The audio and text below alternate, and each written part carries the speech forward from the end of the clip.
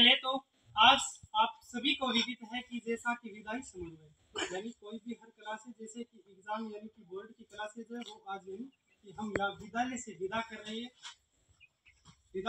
विदाई कर रहे हैं। और सबसे पहले मैं वीणा पाणिनि माँ शारदे को चरणों में मेरा नमन और सभी एवं मंच पर आसीन सभी अध्यापकों एवं मेरे प्रिय विद्यार्थियों, आज मैं कुछ शब्द कहना चाहूंगा जिसमें भाषा के प्रवाह में यदि कोई व्याकरणिक अशुद्धि हो जाए तो उसके लिए क्षमा प्रार्थी तथा बाद में कहना कि गुरुजी आपकी भाषा में यह गलतियां हो गई थी।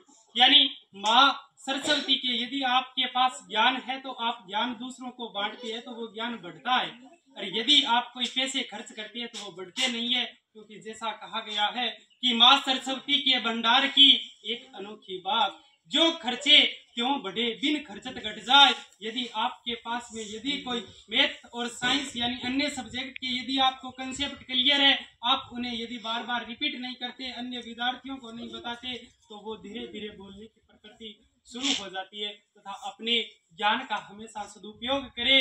और विद्या का यह अर्थ नहीं है कि यदि कक्षा 10 के अंदर 90% भी आ गए तो आप सक्सेस हो गए।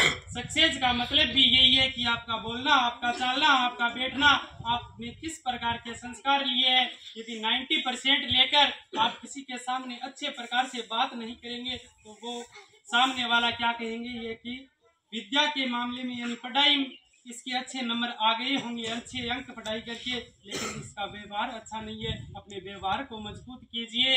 हौसलों के तरकस में कोशिश का वो तीर जिंदा रखे। हार जाए जिंदगी में सब कुछ, मगर एक बार फिर से जीतने की उम्मीद जिंदा रखे। जीतने की उम्मीद से बार बार करते रहे, क्योंकि करत करत अभ्यास के जड़मती होत सुजान, रसरी आवत जात से सील पर पड़त निशान। यानी कि यदि आप बार बार अभ्यास करते हैं तो जड़मती यानी जड़ यानी कमजोर, मति का वह बुद्धि है, यदि आपकी कमजोर बुद्धि भी है वो भी क्या हो जाएंगे एक दिन सुजान, यानी कि आप विद्वान बन जाओगे। जिस प्रकार हम रस्सी से बार बार यदि हम पानी निकालते हैं तो उस सील यानी पत्थर पे भी निशान पड़ जाते हैं, तो इस प्रकार हमें बार बार कोशिश करने चाहिए। मंजिल उन्हीं को मिलती है जिनके सपनों में जान होती है।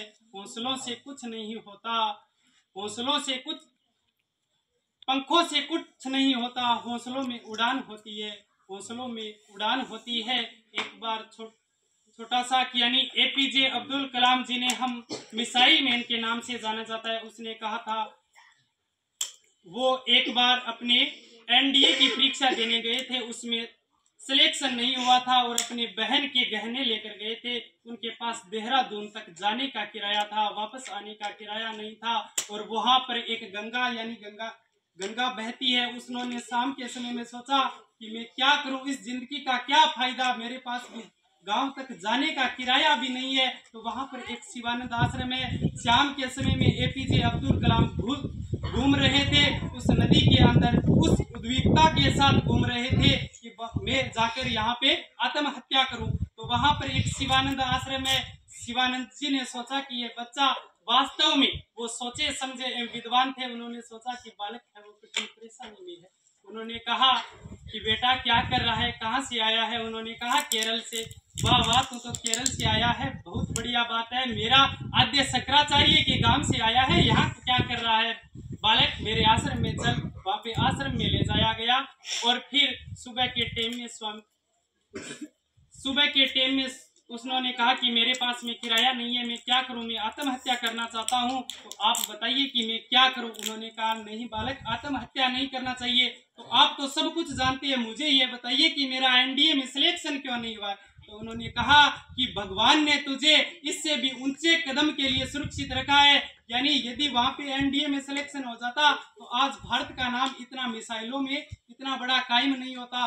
जितनी अमेरिका इतनी कंपनियां खड़ी नहीं करती, भारत श्री हरिकोटा से इतनी मिसाइलें विमोचन करता है। हर प्रकार के कंसेप्ट को क्लियर करते रहे, किताबों को पढ़ते रहिए, घबराइए नहीं। कुछ बालक और बच्चे होते हैं अच्छी तरीके से तैयारी करती है, लेकिन परीक्षा हॉल में घबरा जाती है।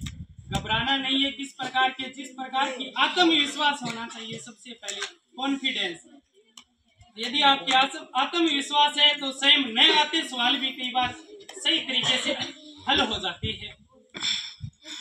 परिंदों को मंजिल मिलेगी यही उनके पर बोलते हैं, अक्सर वो लोग रहते हैं खामोश जिंदगी में जिनके हुनर बोलते हैं।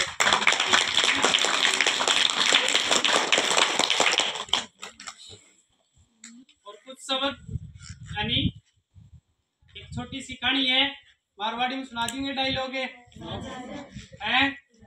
रेडी तो है तारी है। ये गांव में पुराने टाइम में फौजी एडो बड़े दिवालियों मिल गयो बन के के मैंने ही फौजी बना लियोगे, बोले बना दिया, बोले तन की 3 किताबा पढ़नी उसी, बोले ठीक, बोले कौन कौन सी, बोले एक यस है, एक नो है, एक वेरी गुड है, बोले ठीक, ऐसे तीनों मेरे एकदम याद होगी थे, कभी पूछ ले हमने। तो फिर वो बाद में आपको यानी एक कॉन्फिडेंस तो आई गयो भी फौजी वालों से स्वरूप आ गयो, बोले आपा तो फौजी आपा ना कौन रोकनी है। वो फिर गयो मार्केट में जाता ही कहीं प्लेटफार्म पर गयो, बोले आप ट्रेन में यात्रा कर जना बैठे प्लेटफार्म पर एक चोरी होगी ना, बिना तो 3 शब्द रटेड़ा, जना पुलिस आई बिन पूछो, बोले आपने पर्स चुराया, बोले यस, बोले दे दो ना, बोले नो, बोले जूते पड़ेंगे, वेरी गुड।